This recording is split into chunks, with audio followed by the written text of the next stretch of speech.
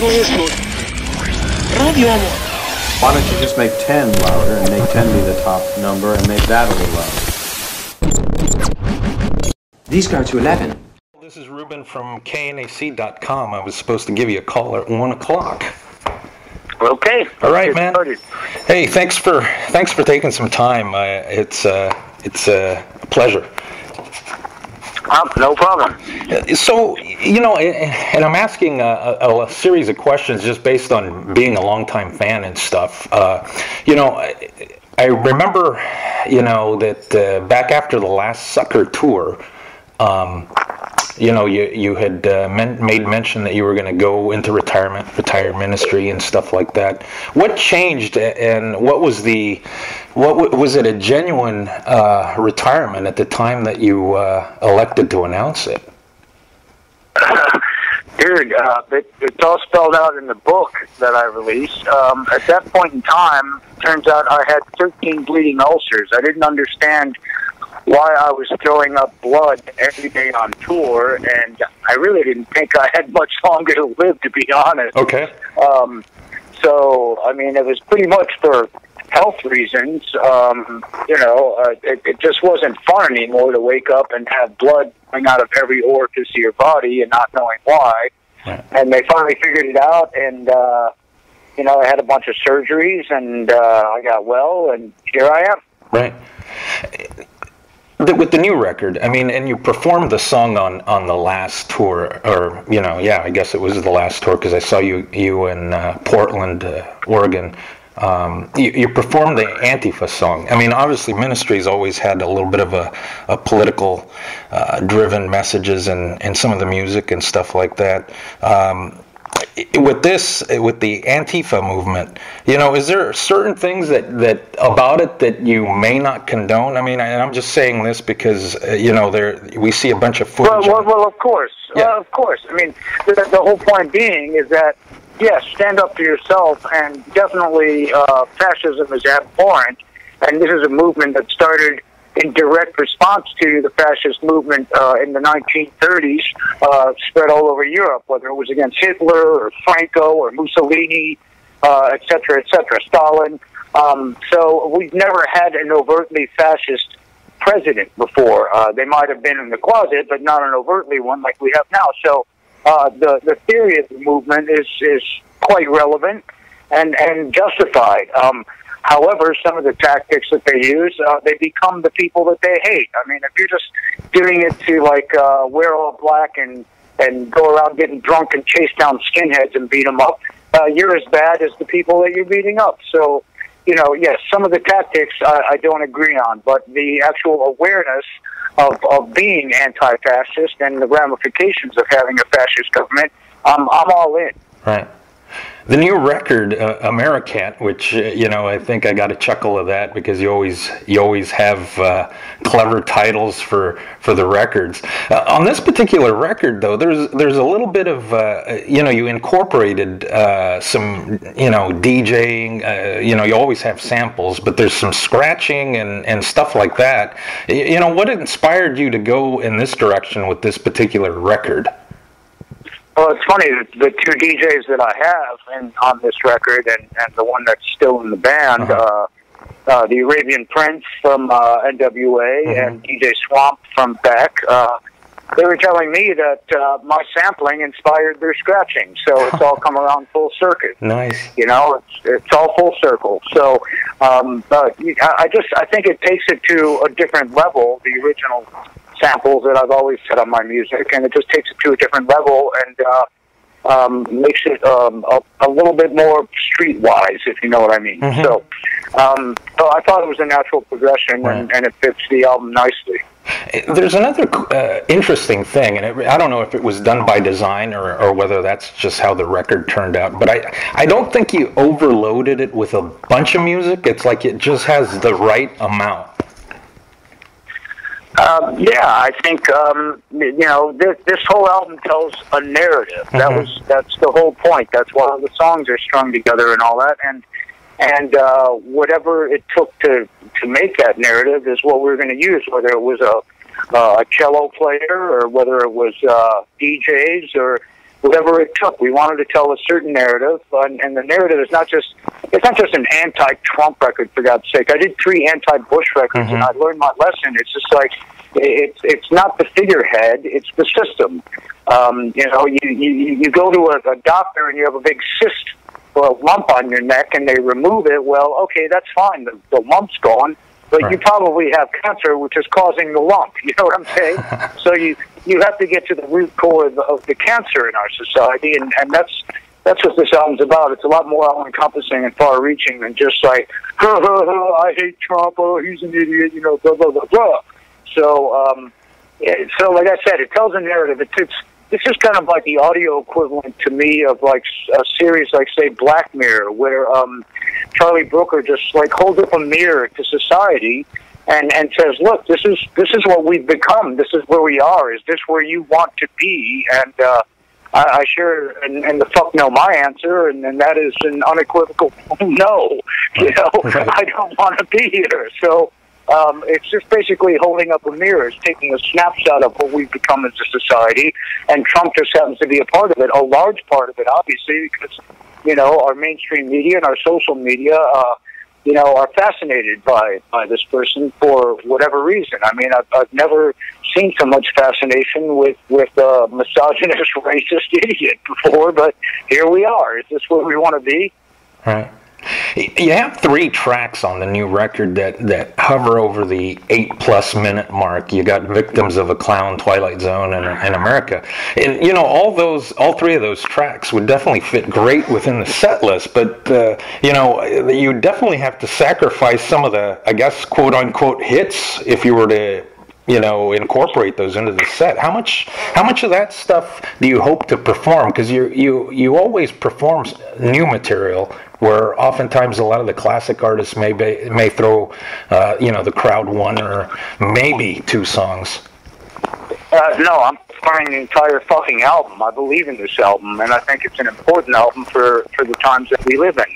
And I think it's essential that it's played, you know, truly and succinctly and to the point of what this album's trying to get at. We'll play some old stuff at our new tour coming up, but it's going to be heavily focused on this album. And as far as like having a hit or all that shit is so 90s, dude. I mean, like I don't really give a fuck if I have a hit or not. I mean, do you think that's why I make music? Oh my God, is this going to be a hit? Oh, yeah, really, dude. I get it. Hey, so you know, one of the things that I saw a while back is you were featured as a guest on the Alex Jones show, and you know he's got some. Oh, I've been on there. I've been on there a few times. Yeah, I'm his favorite liberal. I mean, I run rings around him. I enjoy talking to him because it's ridiculous. And the only reason I'm his favorite liberal is because in the '90s I had a song called New World Order, which he really took a liking to because of his conspiracy theories. And then, of course, with Lies, Lies, Lies off Rio Grande Blood album, with the 9/11 conspiracy. So he thinks I'm a left-wing conspiracy freak, and then we just get on there and argue. And I've never met him personally, but, you know, I actually find it quite exhilarating to... It's kind of like I don't know, it's trying to communicate with somebody that speaks a different language. Okay, it's like if I was just dropped in the New Guinea jungle and had to talk to a bunch of cannibals and try and get my point across. Right. It's kind of the same thing, but it's fun. I mean, what the fuck? I haven't seen. I only saw one of the clips, but you didn't like bust his balls about the lizard people, right? Well, I'm actually, this is another reason why I'm one of his favorite liberals. I really do believe in a lot of alien civilizations that are currently inhabiting our planet and have inhabited it for millennia. So in that sense, yes, I mean, he takes it a little bit too far. It's like taking an idea that archaeologists and scientists have proven over and over again, but we just we set this high bar standard for this field of research as opposed to anything else. You know, I mean, the evidence is just incontrovertible that you know, we have been visited and we are currently being visited, but Yeah, he just takes it to a new tabloid extreme, and so be it. That's his prerogative. Right. You know, one of the things, I mean, and this is just my opinion, but I don't know if you even think you've hit that yet. But you know, for me personally, I mean, my favorite records, you did this trifecta, and I think you just referred back to the Bush era records. But I mean, you know, the Houses of Mole, the Rio Grande Blood, and Last Sucker. For me, I mean, you know, again, this is just me speaking as a fan. That was a peak. Where, you know, some of the casuals, I know you were talking earlier about so 90s, but it seems like the casual fans may point more towards the Psalm record. I mean, do you think you've hit your creative peak at this point in time? Well, you know, listen, I don't do music for my fans. I do music because I believe in something, and it's cathartic in a sense for me to get it out of me. You know, to take angst, fear, you know, whatever, love, hate, put it down into a medium that you know how to do, whether it be music, writing, you know, script, or acting, or anything. You process things, and then I release it. That's what I care about. I don't really give a fuck what fans think about me, or if they show up. If they don't show up to this tour and they don't buy this record, fine. Guess what? I'm going to do another fucking record as long as I'm healthy enough to do it. You know, and right now my health is pretty good for an old fart. So I just keep ticking away. I'm like the fucking Energizer Bunny, man. Just keep going. Right. You've done some stuff aside from Ministry, and actually, I mean, you did do the cover-up record, which I think some of the selections in there are just brilliant. And you did the Buck Satan and the 666 Shooters record, Surgical Meth Machine. What's your, you know, thinking back now, what's your thoughts on each and one of those albums? Yeah, they all served a purpose at the time. Like, for instance, Revco is kind of like the antidote to the seriousness of Ministry, and you know, it's just like a drunken frat party, and that's fun, and it has its place in you know, people's lives. There's a juxtaposition to my life. I'm not all just black and white. I'm not all serious all the time. Things like Surgical Meth Machine actually paved the way for this record, because you know, it basically talks about like what our society has become, and the impact of social media. And the internet on human culture. So, and that's what Surgical Meth Machine was about. So, yeah, they all have their place in time, and they all serve a purpose for me getting out my thoughts. And you know, it's just like you know, does an artist have to explain every single picture that he does? He just like he paints something, and because he feels it and puts it out, and then, you know, some of them don't sell, some of them sell, some of them do this, some of them don't. But you know, that's not the point. It's the artist is trying to express himself, and so each one has its own specific place in my life. Anyways, those are just snapshots of my life. Every individual record, whether it's named Ministry or not, is just a snapshot. Right. You know, yourself and Reznor, I mean, they're definitely credited as some of the pioneers of the industrial music, industrial rock, industrial metal, whatever you were going to call it, industrial music. You know, what's your relationship with him at the present time? Do you guys still keep in touch or anything? Well, I mean, he started out as our roadie, and he got a lot. You know, he got huge, and that's great. He has good stuff. He's a good artist. He's a good person, and yeah, my relationship is that, you know, basically we both have things that we do. You know, maybe we'll get together sometime to do something together or not. It's not hostile. It's not like overtly friendly or anything. We see each other every so often, and yeah, he's a good artist. Right. Did you ever, you know, back in 2011, the documentary Fix was released, and I remember Paul Barker was over in Portland at the premiere, and they did the Q&A. Did you ever get a chance to see that film, or what's your thoughts on that? Never saw it. Okay. Right. No desire to see it, I imagine. No, I'm moving forward. Right. I've got stuff to do. You know, it's like right. I don't sit at home and listen to my old albums or watch my old videos or anything like that. I'm on the new projects. Like this one, I'm already recording the new Revco album as an antidote to this album, Oh my God. so people don't get too depressed. So I just keep moving forward, man. Right. Question: Do you think, back when our forefathers were developing the Constitution, they would have been in favor of citizens armed with semi-automatic weapons? Well, of course not. I mean, this doesn't make any sense. The only profit, first of all, you always have to follow the money trail. The only profit being made is by the NRA. So, nobody in their right mind, no civilized country, or even uncivilized country, wants people walking around with weapons of mass destruction.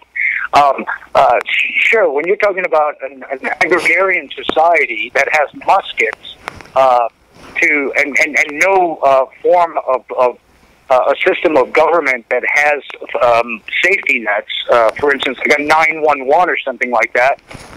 Of course, you want people to be armed because you don't have a system to provide for them in the event of emergency. But we have that system now.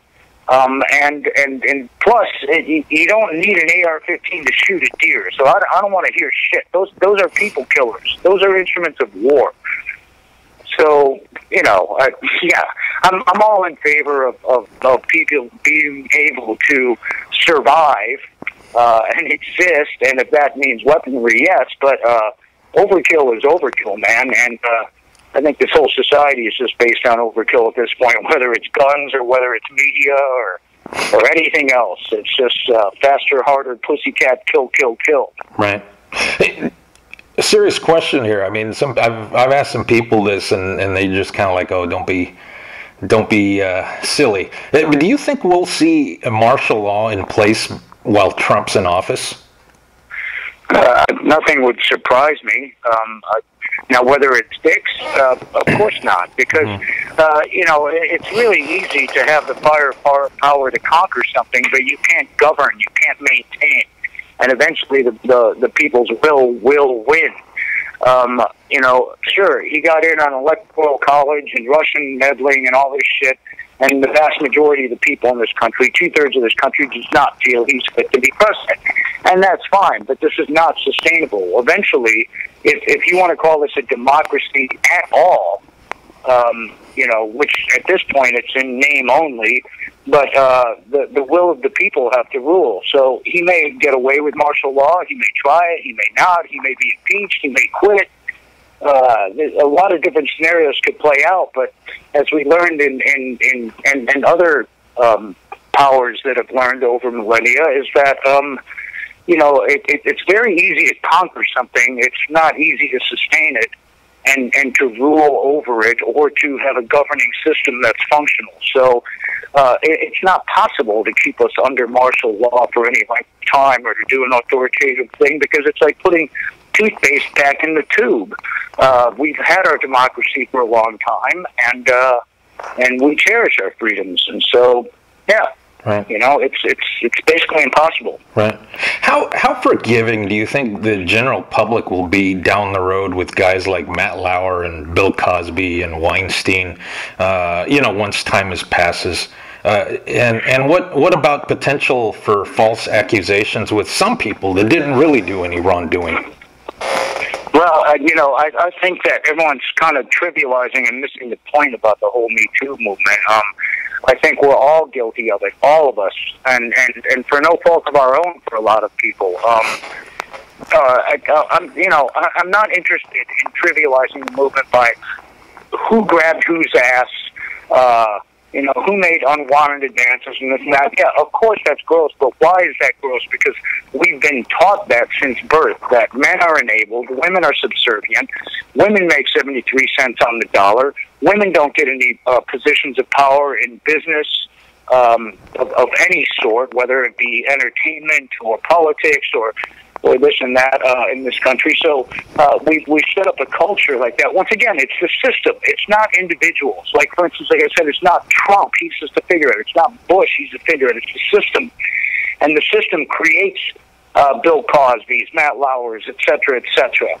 Harvey Weinsteins. But this doesn't interest me. Obviously, there's rapes and assaults and violent acts going on, which of course should be dealt with by law. But there's handgun killings every single day in America, every single hour in America. Yet we only seem to be concerned when there's a mass shooting or this and that, and it's the system once again. So I don't really give a shit like the he did this, he did that, oh she did this or she did that or whatever. It's the whole system that's fucked. Mm-hmm. At the present time, there's that focus on the opiate epidemic, and opiates and opioids and heroin have been accessible for decades. Do you think there's a focus on it because it's infiltrated some of the white-collar households? And do you think America could ever decriminalize all substances? Yes and yes. To decriminalize it, well, okay. This is a really complex question, and it's a two-pronged question. First of all, yes, there's a racial bias to it. That's pretty much obvious in all incarcerations and everything else. Follow the money. It's so easy to make money off urban black areas by first getting them hooked and throwing them in jail, and it's a vicious cycle. So they have to stay for their whole life because they have a record, they can't get a job, they can't get to school, this and that, blah, blah, blah. But now it's at the white communities, and it's all done through big pharma. Follow the money there. And like, for instance, what is it, 23 million pills were sent to a pharmacy with a population of 4,000 recently in West Virginia. So now it's a concern to society because, poor white folks are all strung out, and all of a sudden this is an epidemic. It's just follow the money trail. Once again, it's the system. It's not an individual race of people or anything else that is, better or worse than any other race. It's just this divide and conquer strategy that the system is set up to make profit for a select few. Right. In your book, the Gospels according to Al Jourgensen, and you referenced it earlier. Not everybody picks up books when they roll out, but I highly recommend you do that. You had the story about Fred Durst, which I found particularly amusing. I'm not going to get into that one just because it's in the book and people ought to pick it up. But do you have any particular story that you recalled then there after the fact that you're like, damn, I should have added that? And what is that story? No, I really don't. I mean, this book was, I didn't write it. I didn't sit down and soul search and write it. Basically, my ex-wife got some writer journalist from New York and MTV to come sit with me, and on the condition that we just sat there and drank half gallons of vodka all day and night for 3 nights over a weekend, and I just told stories. And then they spent the next 6 months running it through legal teams and lawyers and making sure we couldn't get sued, and to verify the story. So what was printed, there was multiple sources. They did their due diligence. So it was basically, that book was just a drunken weekend with an MTV journalist at my house, and to this day I still haven't read the book, but I've heard some things that are in there and this and that, and I'm just like, well, if it cleared the legal team, it must be true. Oh man! So just to be mindful of your time, we're clicking down, and I just got a couple more, and then I'll cut you loose, and then can't wait to see the show in Portland in March. But you have a very distinct appearance. I mean, between the tattoos, the piercings, the dreads. I mean, in this day and age, I mean, do you even try to disguise yourself when you go out around town running errands? I generally don't go out, but as far as in social settings. But yes, it's quite amusing when I do errands. I actually do my own grocery shopping and fill up my gas tank and all that stuff. And that's pretty much the extent of interaction that I have with the populace these days. I really try and tend to stay away from Hollywood events and all that shit. But it is quite amusing. Yeah, I mean, there's no point in trying to hide it.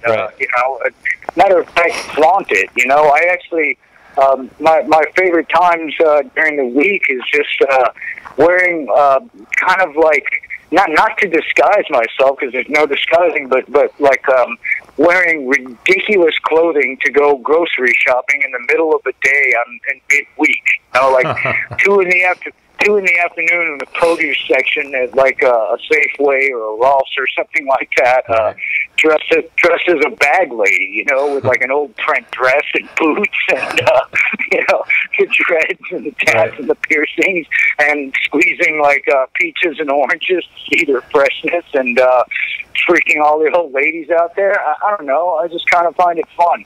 Nice. Last question, Al. How would you define patriotism? Well, I don't. I really don't think that there should be borders of any sort. I mean, we're all inhabitants of the planet Earth. We're all humans. So to have nationalistic flags, you know, put it this way: if I was a football player, I'd be fucking kneeling too, but maybe for different reasons. You know, I just don't. I don't really understand nationalism. It's just like we should be. I would say globalism, except everyone like associates that word with unfair trade practices and job loss and unemployment, this and that. But you know what I'm saying? Right. We're all members of this planet. We're all from the same DNA.